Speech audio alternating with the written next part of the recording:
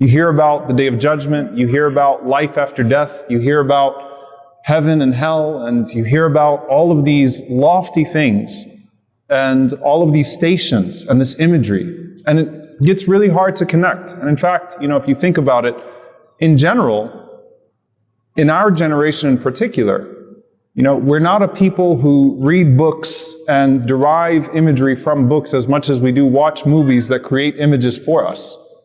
And the effects have to become more and more advanced to derive the emotions that are necessary to bring something out of us.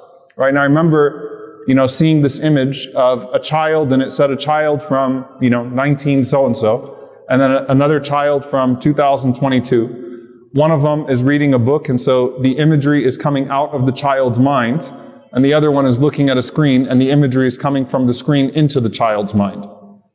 And so, especially now, you hear about heaven, you hear about hell, you hear about things that would have given the Salaf, that would have given the pious predecessors goosebumps, or it would have increased them in a certain longing for paradise.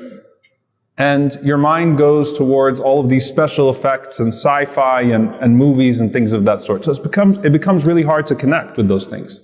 On top of that, you also have this obsession with the imminent and the evidence and what's right in front of me and experiencing it, and the inability to work towards something that seems delayed and distant. The promise somehow doesn't seem as real. And I had a really interesting conversation with a young man who was telling me, he said that, my tawbah came after watching this TED talk from this neuroscientist that was talking about how we know now, we can scientifically say that consciousness continues past death. That after the heart dies, there's still consciousness. And that there's enough in terms of studies now to talk about how long brain activity lasts and how many brain cells are necessary to still be able to connect with the environment. And we have all of these, collections of data of out-of-body experiences and people that were in surgeries where the assumption was that they were not responsive, but when they woke up, they were able to tell you exactly what was happening with them, and they were able to tell you about what scalpels the surgeon was using and all of the different devices and things they should not have been able to do. And he said, that was my tawbah, because at the end of this entire TED talk, the guy says, but I'm still an atheist, by the way. So he explains that there has to be an afterlife, there has to be connection, there has to be something else, but at the same time, because he is limited, ironically, by the gift that Allah gave him. Allah gave him a gift of understanding, and science is a gift, and medicine is a gift. He limited himself to it because he turned it into an object of worship rather than a means by which you worship Allah subhanahu wa ta'ala further and glorify Him further. So when you talk about the hereafter, and you talk about life after death, and you talk about these concepts that are very hard for us to actually assign imagery to, it's important for us to establish a few concepts within our hearts and within our minds to really be able to connect. Obviously, when you read about the narrations of the Prophet ﷺ himself trying to convey what he was seeing on the night of Al-Isra wal-Mi'raj. Even the Prophet ﷺ said that there are certain things that I just cannot impart upon you from a worldly perspective. For example, the colors at Sidrat al-Muntaha. The Prophet ﷺ is saying, these are colors that don't really exist in the worldly spectrum of colors. I've never seen those colors, so I can't tell you green or orange or red because it's somewhere there and it's majestic. And anyone who's been to the bottom of the ocean will tell you that the colors there are unlike any colors that you've seen above the water. So what then of the colors in the heavens?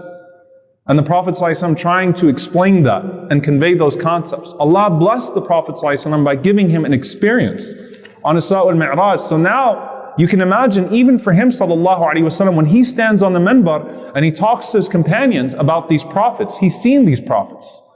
He's met them. When he talks about Isa alayhi salam and the return of Jesus, peace be upon him, he's seen Isa alayhi salam.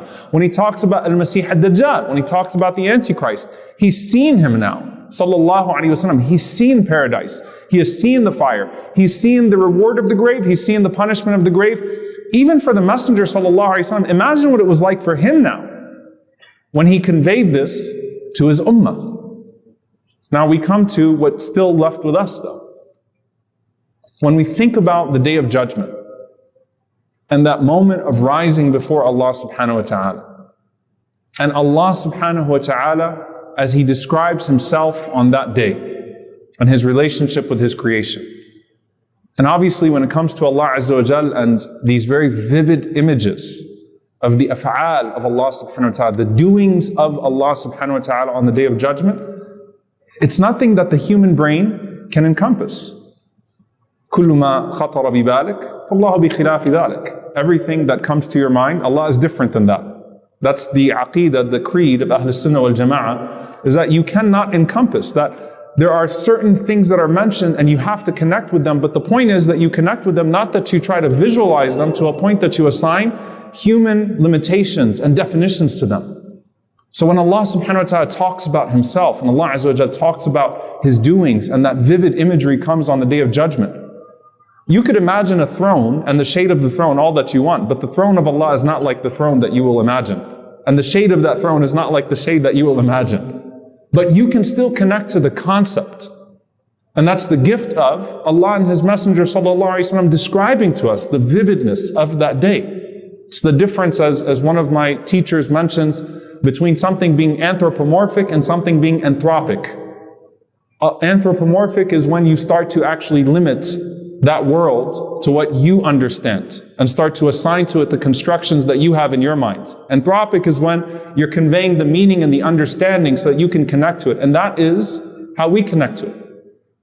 Now here's something very powerful as well. When you get to Jannah, may Allah subhanahu wa ta'ala make us from Ahl al-Jannah. Allahumma ameen.